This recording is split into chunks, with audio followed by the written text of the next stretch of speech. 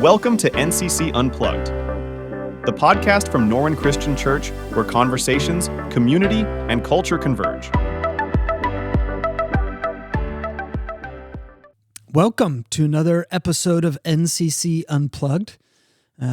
We are excited that you're joining us, whether on video or just audio through our podcast. My name is Jeff Terpstra. I'm the preaching minister here at Norwin Christian Church, and I'm joined by Joshua Persall. Hello, I am the executive minister here at Norwin Christian Church, part of a really awesome team here, and we appreciate you all joining us today. We're looking forward to the conversation. Yeah, so today we're going to talk about kind of the general category of our culture, and specifically how we as a church engage our culture. Do we respond to what's happening in the world around us? Do we try to step away from that? Are we silent? Maybe on too many issues or what it may be. So we thought this podcast was a good format for that. And it's one of those things, there's other things this way. There's two extremes, right? There's, you could be overly engaged in culture and miss your mission, or you could pretend culture doesn't exist and you would miss the opportunity to make the gospel really real for people in their context. Yeah. So, I think this often comes up in conversation with people that we have, whether it be in the church lobby or online. Someone may ask us, hey, what do you think of XYZ? Or what is the church doing about XYZ? And it's a cultural issue. And I think it's a valid question for people to ask. We're not saying don't ask those questions. Those are good things to think about and ask for sure. But I think we want to be wise about it. And we know we're leaders that have impact with our words. And so we've spent some time trying to discern that. And sometimes it's just in the office, as we're talking to one another about how we feel about certain things, that we come to understand our position on things. Others times it's deep personal convictions that, we may disagree on. And that's great. We can still talk about that and discuss that. When I was thinking about today's episode, I was thinking back to COVID.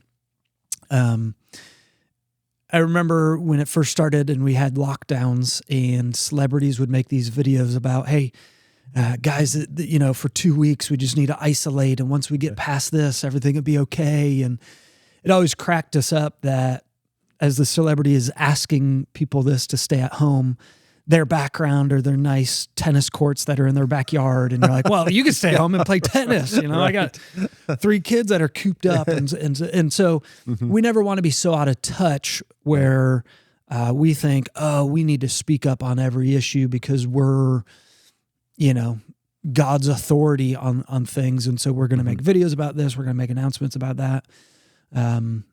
Rather, we do know there's some weight to our words as we're leaders. But something that's coming up in the world recently, President Trump is making all his tariffs, and there's been changes in the economy and stock market and all of that. That is not our specialty. Right. Yeah, for sure. Over my head. So sure, I can comment on it, but I would definitely be out of my lane in doing that.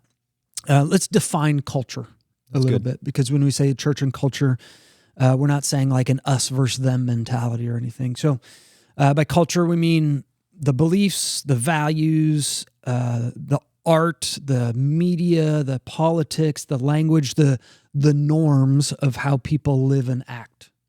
So it's this huge category of all the things that make up the norms for people around us. And so culture is everywhere. It's what we see on our phones. It's what we hear on the news. It's the TV that we watch. All of that makes up our culture. And so there's no way to escape that. In fact, I remember years and years ago here at the church, we had a speaker come to talk about student culture and how parents can engage, their children's culture to disciple their child. And he was talking about how he even went to go speak to the Amish once. Wow. And because he was talking about his experience with Pennsylvania, and he was not surprised, because he does this for a living, that he would ask for the top 10 songs out, Billboard top 10 or whatever. And the Amish kids knew it. They knew them. And the parents, I don't think they knew all 10, but the parents were blown back. Okay. And he uses that as an illustration now to say, like, as much as we try to shelter ourselves from the culture, if we take the us versus them mentality, it's impossible. Yeah. Like even, Right. Even in the Amish culture that, they don't use technology, lots of technology. It still influences them, or they still are aware of it. And so, it's this, entity of everything that makes up what people experience. That's culture. And from the get-go, culture is not necessarily a bad thing. Just because we use this word culture, it's not necessarily a bad thing. People point all the way back to Genesis chapter 1, when God is giving his mandate to Adam for what he's to do. It says, verse 28, be fruitful, multiply, fill the earth, and subdue it. And they say, look, that's cultural language, being a steward of creation, that building civilizations, making art, creating laws, forming community. That's culture. And so God knows we're going to be a people of culture because we're a people of community, and we're going to have shared desires. We're going to accomplish things. We're going to be creative like God was creative, and all of that is part of a culture. Might not be quote unquote Christian culture, but just culture in general. So from the get-go, not an automatic negative thing. Yeah, absolutely. Right. So then now we have the church, where we say, okay, the church is part of the culture, but distinct from the culture. So what should be the relationship, or how at NCC do we understand the relationship should be to culture? And I think in my mind, I've made up three things, and you've already hinted at two of them, where it's, we try to speak about every issue. We see what's happening in culture. We speak up. Maybe we become almost like we're blending in, right? Because maybe we're not so distinct from culture anymore, because everything is an issue we have to take up arms for. The opposite extreme of that is that we create a bubble and we don't engage culture at all. We think it's negative. So we don't speak about it. We don't, some churches' philosophy, we don't celebrate birthdays. We don't shop at the same places other people shop at. You just really try to stay in your own bubble. And then the third way is somewhere in the middle. Right. And this is a big spectrum of, being maybe closer to one of those sides of the pendulum, but somewhere in the middle of saying, okay, culture's not inherently bad. There's some things that people are looking to the church to respond to because they want to know what their church is thinking about a certain issue. But at the same time, not every issue is going to merit commentary from a church leader or from an official church stance. Yeah, one of the, a phrase that we maybe use sometimes, it may be a little bit of an older phrase, but in the culture, but not of the culture. And when you were talking about earlier, if we're speaking into every issue in culture, it is going to diminish the focus that we have on our kingdom mission, because and part of the kingdom mission is lived out in culture. But if we're always just speaking into everything in culture, what's going to happen is we're going to have mission drift, and we're going to end up looking like our mission is a cultural mission when it's really a kingdom mission. So that's kind of, we're trying to stay in that tension there. Yep. So I want to read a few verses that maybe help us figure out where in the spectrum between these two polar opposites we would be, and maybe why we understand that from Scripture. And the first verse I want to read is from Ephesians 4, and I don't know how far I'm going to keep reading. It just kind of keeps going on and on. But I've always gone back to this verse when I think about my job description. And so if somebody says to me, oh, Jeff, what do you think about this? I'd be like, well, is it in my job description or not? And so I go back to this in Ephesians chapter 4, and we'll start verse 11. So Christ himself gave the apostles, the prophets, the evangelists, the pastors, and the teachers to equip his people for works of service, so the body of Christ may be built up until we reach unity in the faith and in the knowledge of the Son of God and become mature, attaining to the whole measure and the fullness of Christ. And so I'll stop there, and then we'll read a little bit more. So God gave certain people, or Christ gave himself in his church, people with certain positions and titles for purposes. And so you and I have a certain position in the church for a certain reason. And that goes back to your mission drift. Like, I have a mission or a reason in the church. And I've seen it at the end of this passage, what we read, so that people may mature, attaining the whole measure of the fullness of Christ. Yes. And so I need to teach, I need to preach, I need to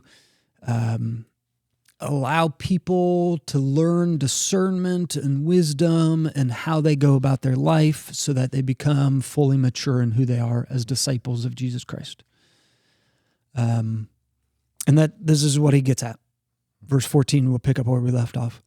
So that there won't be any more infants tossed back and forth by the waves, blown here and there by every wind of teaching and by cunning and craftiness of people in their deceitful scheming.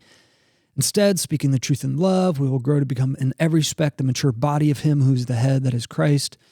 From him, the whole body, joined and held together by every supporting ligament, grows, builds itself up in love as each part does its work. And then actually continues to go on. We're not going to keep reading, but it goes on to talk about how people are in the world. They can't live in ignorance and the darkness that they once did, but now they've been enlightened. So don't chase after those deceitful desires of your heart that used to be part of who you were, but now you're new. And so I think this even further proves what we're talking about. And I think Paul writing this is talking about specifically in the church. There's going to be deceitful false prophets. Jesus really didn't come in the body. He was just a spirit. That was an early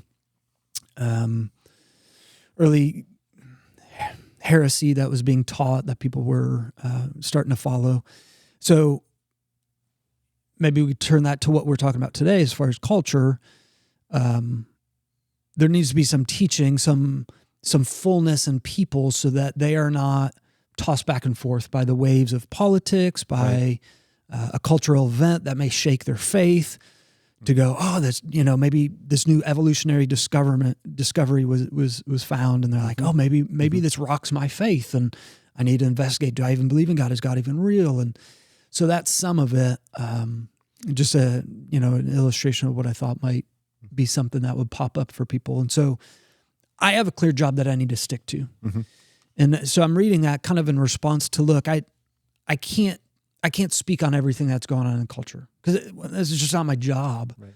It's not my specialty. It's not what I put my time and thought and effort into. Mm-hmm. Now, there's going to be some things that happen in culture that influence people's faith, and that becomes so big that we do have to speak on that.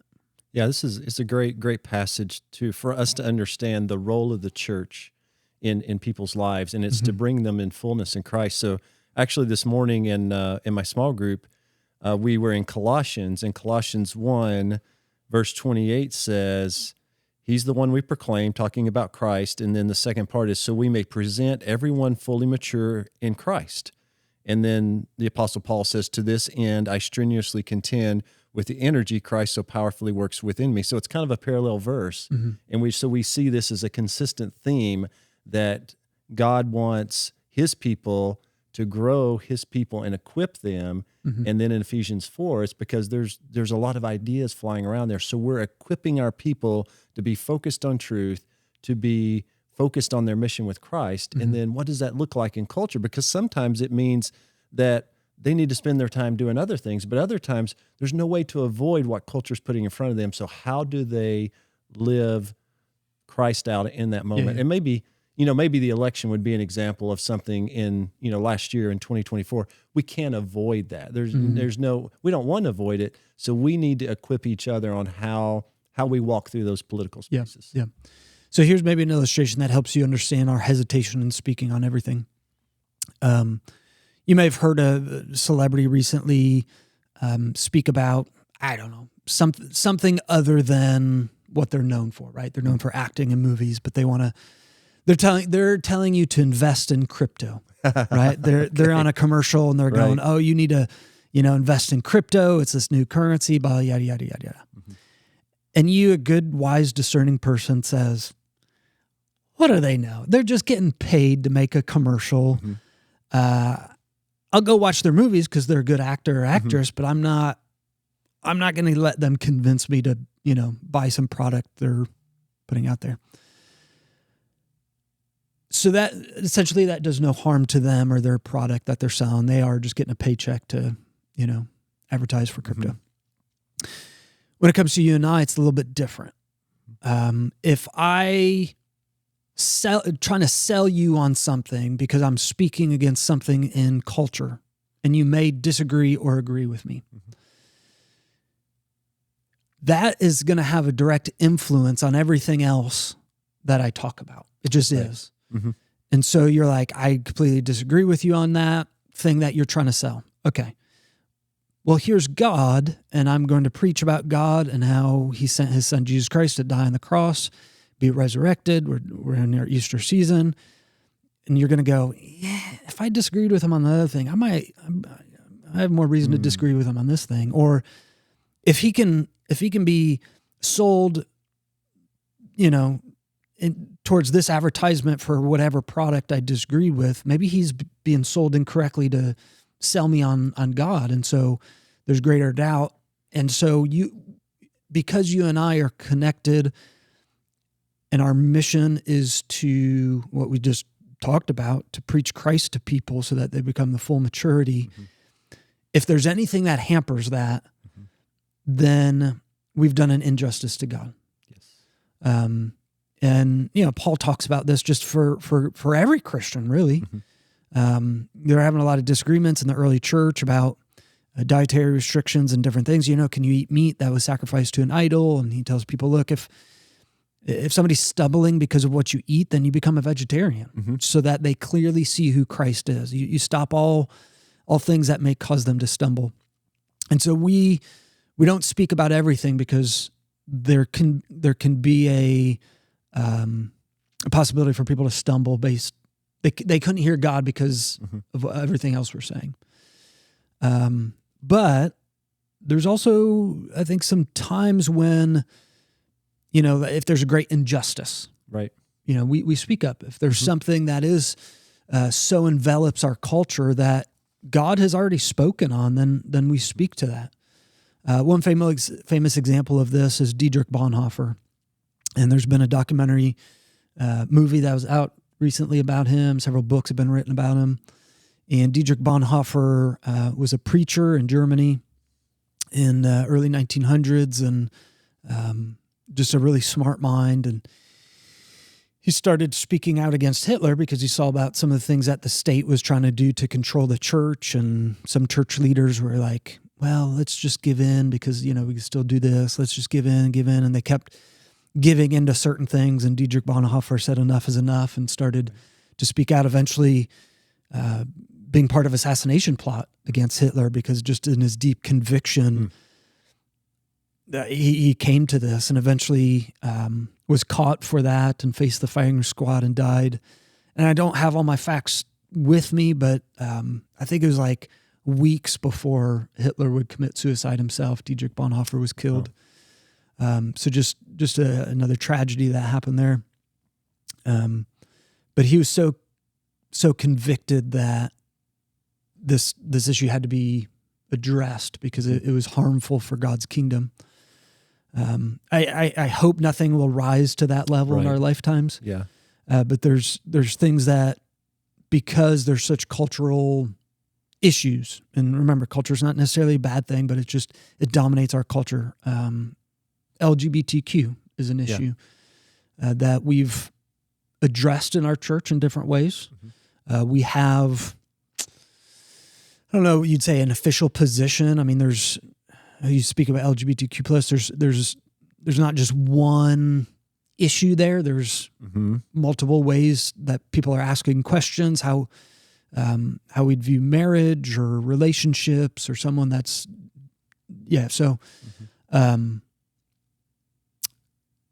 so that we're open to conversations on things like that. We've spoken about that from the pulpit. And so we probably never would have done that had it not been a culturally dominant conversation that was happening, and Right. people are going, okay, if the church is silent, then maybe that is agreement. And so it's almost, not that you were forced to talk about things, but we want to take the opportunity to let people know what our position is and where we stand on certain issues. Yeah, and with the LGBTQ plus, there's a moral issue there that Scripture addresses. Yeah, and so that's one that it's not something that we're leading with every week, and it doesn't need to be. But because there is a morality part to it, then we definitely have to take a stand and let people know, and we're happy to do that. We're not shy about God's truth in those things. But there's a lot of other cultural issues that don't have necessarily a moral issue, or not maybe even such a clear moral issue to them. Yeah. And what we want to do is we equip people is sometimes just helping people see, hey, culture's pulling you in, culture's pulling you in and getting you off course in your life. No, we can't address all the questions you have because they're not that important. We have a mission as Christ followers, and you're allowing culture to kind of pull you over and get you distracted. Yeah. And so that's part of our job too. And a lot of what we tried to do during the election is bring people back to what's most important. Yeah. Can you think of an issue that is like that, where it's not necessarily a moral issue, and so we haven't spoken about that? Well, it might be, we were, talking about some of the things that are happening with the size of the government now. It's those, at least as far as I think about it, there's not the size of your government, whether it's a larger or smaller, not a moral issue. The economics, not necessarily a moral issue, as long as we're caring for people in the process. So that may be a couple of things there. Yeah.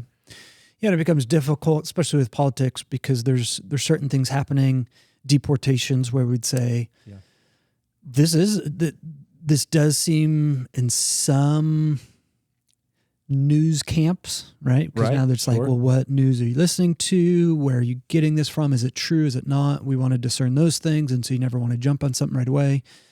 There does seem to be maybe some moral things rising up.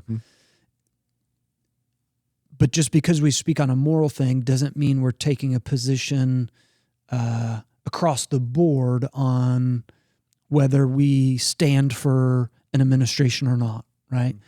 And so we can speak out about an issue, and it can just be about the issue. But for so many people, it's much more than an issue. They're like, well, if you say yes on this issue, then you're saying yes on everything across the board. Or if you're saying no on this, you're saying no across everything on the board. And that's just, I think that's very foolish, honestly. It could go back to one issue voters, right? They'll vote yes or no for a president or for governor or whatever based on one thing. And that's just not very discerning when it comes to who you're looking to lead you. And that's what's something that is important as we have cultural conversations is to realize most cultural conversations have a level of complexity to them. Yeah, complexity. Absolutely. That it's not that there's not a right or wrong. It's just that you really have to take the time to look into it and see where the right and wrongs are with things. Yeah. And because certain news outlets and certain persuasions will want to make you think it's just clear that they're in the right, and there's usually more to it. Yep. Very, very, very, very good point. So, a lot of times, even with this issue, Jesus is our model. Absolutely. And so thinking of Jesus' life and the totality of Jesus' life, not just one episode. Several times Jesus is, quote unquote, caught eating with sinners. And I say that not because Jesus was trying to hide it, but because, the Pharisees and Sadducees, teachers of the law, were pretty disappointed in him for that. But he didn't regret it. He was, in fact, defending himself and said, this is the exact place I want to be and the exact reason I came, to seek and save the lost. And he didn't become a sinner by doing it, right? Right. He was in the culture, but not of the culture. Yeah, so he ate with sinners, but he didn't become a sinner. Right. And oftentimes he asked people to something greater, right? And so he's not satisfied with them remaining a sinner. Right.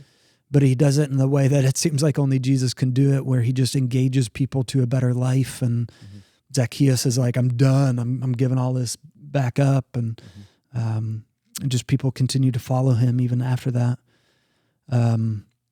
There's a moment in Jesus's prayer in John 17, and so this prayer is soon before he's going to face the cross. He's praying for his immediate disciples, so it's the beginning of John 17. And he says, I do not ask that you take them out of the world, but that you keep them from the evil one. So Jesus is like, hey, I'm not taking my disciples with me yet, but you keep them from the evil one. And so we could go into that a little bit. We won't. We'll just touch on it. There's a presence of spiritual power that is an evil power. Right. That Satan is at work. I wouldn't say in all things that culture does, but certain things for sure that are pulling people away. Right. And so Jesus is praying for them. He's like, I'm not taking them out. So the whole point there to me, I shouldn't say whole point, but one of the points is Jesus doesn't have this escape mentality, this isolation mentality where he's asking his people to come out. So I want to leave us with 3 things, Joshua. Good. 3 things to think about. 3 big takeaways as we engage culture, and then we'll speak to some nitty-gritty things of what we do around here at Norwin. Okay. The first one is discernment. Discernment is thinking over things. It's not an immediate reaction. Oftentimes, fear can win out over discernment. Fear for our kids, the world they're going to live up and be raised in, the fear that, this world's going to hell in a handbasket. Right. Matt, Can we say that on the podcast? Matt says approved. And so as Christians, we have so many reasons not to fear. Yeah. And so as discernment, we can be thoughtful, we can be aware, we can be creative, we can see through the lens of God's truth. Just we need to have that discernment. Yeah, and we need to remind ourselves that there has never been a perpetuated Christian culture, because culture is at different levels, it embraces godly values, but culture is not the church. And when you look historically, culture has not ever been something you could just depend on. Yeah, right. But it's hard. It's hard when we see things change in culture. It's hard to realize that sometimes. Yeah, so you're kind of saying like we've never gone to culture as a reliable Christian witness. Exactly. And so you're just saying like, look, let's discern these things and think through them. Yeah, that's very good. So discernment is our beginning one, and then our second one is talking about our influence. So discernment and influence. If we're going to have influence over the culture, which I think we should, we're the light of the world. Right. We're the salt. Absolutely. We need to engage culture to some degree. And so if the only people I ever know are Christians, then there's a lot of things that the Gospels are asking me to do. By Gospels, I mean Matthew, Mark, Luke, John, and the rest of the New Testament, really. I shouldn't just say the Gospels. Yeah. That I'm not doing, right? I'm not witnessing. I'm not going to the Great Commission, making disciples, or having people understand who Jesus is. But rather, I can influence education and media and sports and art and my community, and I can be on the board of directors for different things, and I can influence the places that God has given me influence over. Absolutely. Which is unique to every Christian. You're in places I'm not in, and so you're going to be the best to influence that place. Yes.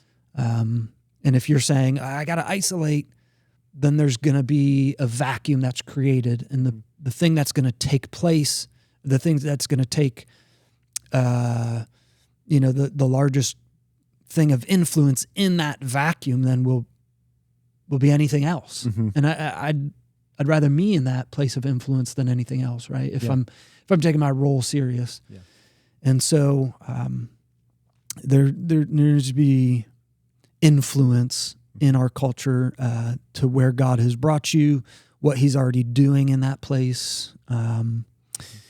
I think there's everything from coffee shops that are Christian and they're not like, hey, in order to enter this coffee shop, you must show your membership to a church.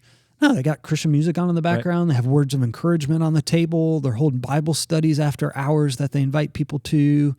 Like it's not this in your face sort of thing, but it's this influence that they're trying to have over people. Yeah. And I think if I don't think we should see culture as the enemy. Yes. Yeah, sure. Satan is out there. He's doing his thing. But culture is not our enemy. We have an opportunity to engage it, and we don't know when Jesus is coming back. But sometimes we can fall into the mindset that you described as just like I'm just holding out, and I just can't wait till Jesus comes back. Yeah, we are excited for Jesus to come back, but until then, He's given us a mission, and the culture is our mission field. Yeah. So you talked about discernment, influence, and then what you just said kind of goes into the third one. I think the third one is hope. We have hope for the people around us. We have hope that they'll understand who Jesus is. If I go in thinking I'm against that person, I don't want them to influence my kids. I don't want them to influence me. And this us for them sort of mentality, I've probably lost hope for them. And so, I'm not going to share the gospel with them. They're too far gone. They're too much unlike me, sort of thing. And that's just not true. You are in the same position they were at some point in your life. And so we want to have hope for the people around us. We want to hope for our community. We want good things for them. We want success for them in business or whatever that might look like. That's not the end goal. The end goal is for them to understand who Jesus is. But why would I'm like, well, I want them to suffer until they figure that out. Right. So that's part of it. I remember doing a series a long time ago. I was still a youth minister. The series was called Us or Them. And then kind of in the middle, add an F to that middle word. So it was us for them. And when people realize we're for them, we're like, hey, yeah, I want good things for you because that's part of love. I love you, even though I don't know you. I love you, even though you're not a Christian. I love you, even though our worldviews are different. I think they respond to that love a whole lot more than they're going to respond to some intellectual argument that I try to bring for who God is. And they can see and feel that love when I have that for them and I'm wishing the best for them in different things. I mean, culture struggles because there are a lot of people out there that are in culture for themselves. And as we follow Jesus, we're not perfect, but Jesus tells us again and again, we are for others. And when we take that mindset of being for others, it brings hope, and we do shine our light in whatever context, whether we're on the school board or in the restaurant or at the soccer game. And we're not trying to parade it, but it glows, and it doesn't take long for people to gravitate toward that, and they see it. Yeah, they see it, and it's an opportunity for they want what we have, and we get to humbly engage in those opportunities. Yeah. So let's talk about some practical ways this plays out here at NCC. One practical thing that we've done as a church is we no longer have an American flag on the stage. And before you think they're like, oh, they just made this change because of something that happened in politics. This is something that happened, 2016 maybe? Maybe not that 2020. far back. It was right after COVID. It was after COVID? Yeah. And that's part of it. We made some changes on stage. We had some internal discussions about what a flag on stage means. According to the United States Flag Code, whenever it's present in a building, like on a stage where there's a speaker, it needs to be on the right-hand side of the speaker because the right-hand side is the side of honor. So people sitting at your right-hand side, as a guest, is the most honored guest at the right hand of the host at a table. Honestly, I'm not the one that made this decision. Let me just say that. So if you're mad at me, you can remain mad at me. I don't care.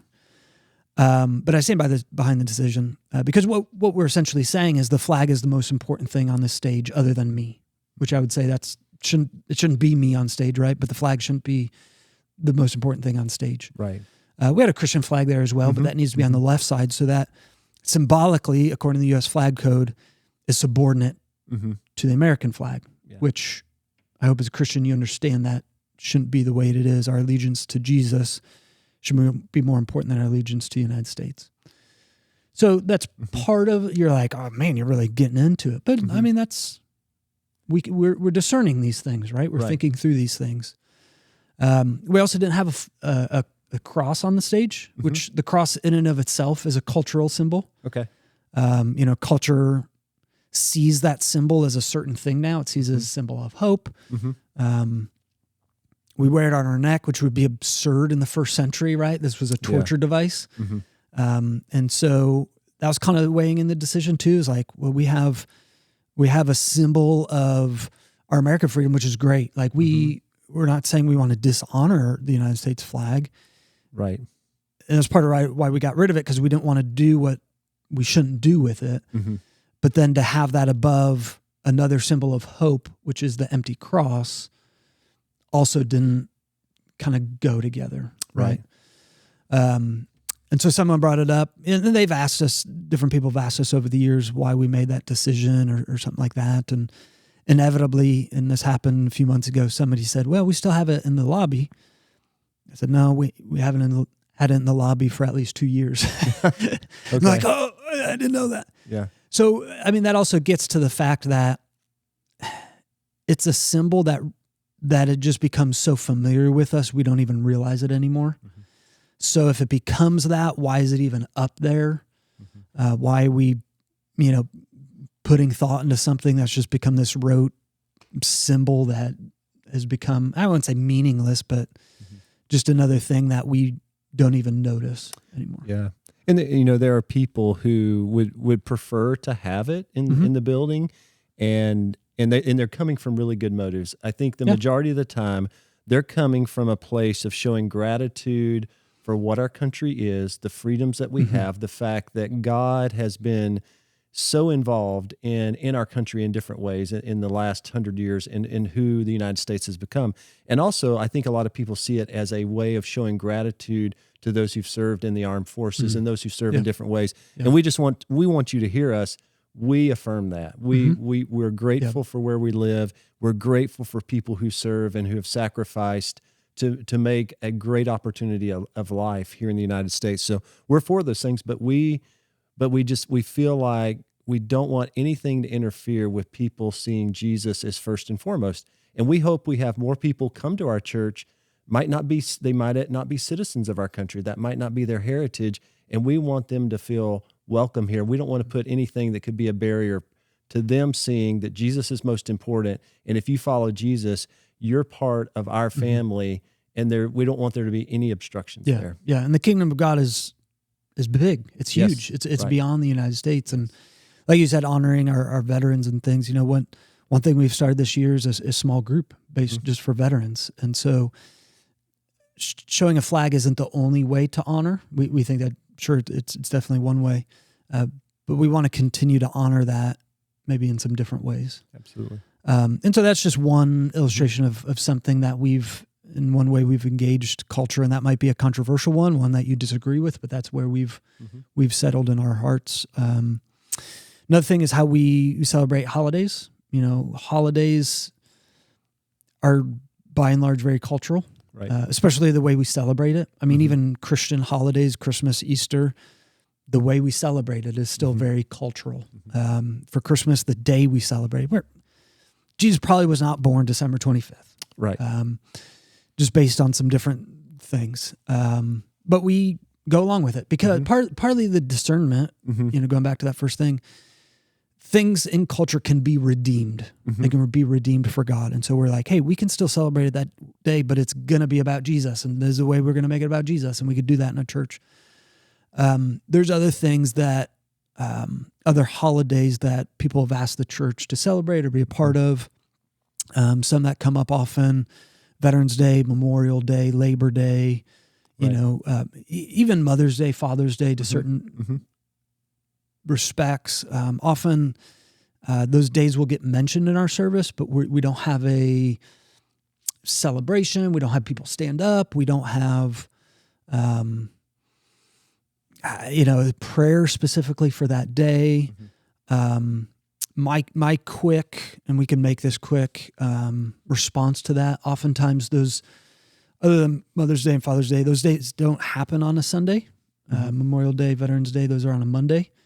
And so one, it's just not the day it's actually happening, which you're like, wow, okay, that's, but whatever. But also, but then there's other Christian holidays we don't celebrate, right? There's a huge Christian celebration coming up on June 8th. Did you know that? No. What is it? It's the day of Pentecost. Oh, okay. Yeah. 50 days after Easter. Yeah. Yeah, absolutely. So in my 12 years here at Norwin, no one has ever complained about not celebrating the day of Pentecost. Okay. Which is a Christian holiday. Right. So you'd much rather celebrate a cultural day than a Christian day. Right. So that's my short response. I understand. And so we can't respond to everything. We can't celebrate everything. And so the things that we can redeem that are important. So Mother's Day, we do honor mothers. Father's Day, we do honor fathers, often with a gift and some word of blessing, because that's more universal experience. And there's some different things that we lean into on those days. Others Day, like Veterans Day, we've had veterans that say, hey, I can't come on Veterans Day because I'm a veteran and I've lost my good friends. And so anytime this day happens, if the church is doing something, I'm going to tear up, I'm going to break down. And so warn me if you're doing anything. And so that's also gone into this, like, can we celebrate it? How do we honor? It's some honor actually not highlighting it then for these people that are reliving some of these things. Right. So it's just this, a lot of people have different experiences than you do. And so we're trying to discern to the best of our abilities how people are going to see Christ fully given different experiences in different places people are coming from. Yeah. And, it's probably a lot of folks haven't thought about, that, it might be hard for a veteran in that particular circumstance. And, these holidays, they mean things to people for various ways. And we're not trying to disregard that. We're just trying to say, if we're going to stay spot on with our mission for Christ, we can engage with every cultural, bump in the road, because it's just going to keep getting our focus off of where we need to keep it. All right. So let's wrap it up. You ready? Yep. Sounds good. One last thought. Culture is not the enemy. Sin and Satan is the enemy. And so the church isn't some bunker where we come to hide out. It's more of a base camp where we come, we get trained, we get equipped, and we get sent out to be the light in the dark places. So wherever God has placed you, your job, your family, your school, your online presence, it's your mission field. It's where you're meant to engage, not with fear, but with discernment. You're not meant to isolate yourself and remove yourself from everything. You're meant to be an influence in those places. Not one where you bring rain and terror and destruction, but one where you can bring hope and compassion to a world that so desperately needs it. And so I don't think this world needs a church that hides or attacks. It needs one that looks like Jesus. So let's go be the church. Yeah, absolutely. Let's do it. Yeah. So thanks for listening. Feel free to reach out. Man, you have any questions? There's been maybe topic with some different things. We'd love to hear further about this, how we can discern better maybe. But we want to be the light of the world. So thanks for listening to another episode of NCC Unplugged. Thank you for tuning in to NCC Unplugged. If you've enjoyed our podcast, please be sure to rate and review it and share it with your friends and family. If you are interested in learning more about Norwin Christian Church, visit our website at norwinchristianchurch.com. We also invite you to join us at NCC for one of our 3 services. Sundays at 8:45 and 10:30 a.m. and Thursdays at 7 p.m. We have engaging classes for all ages, ensuring there is something meaningful for everyone in our church community. Thanks once again for listening, and we hope you have a great week.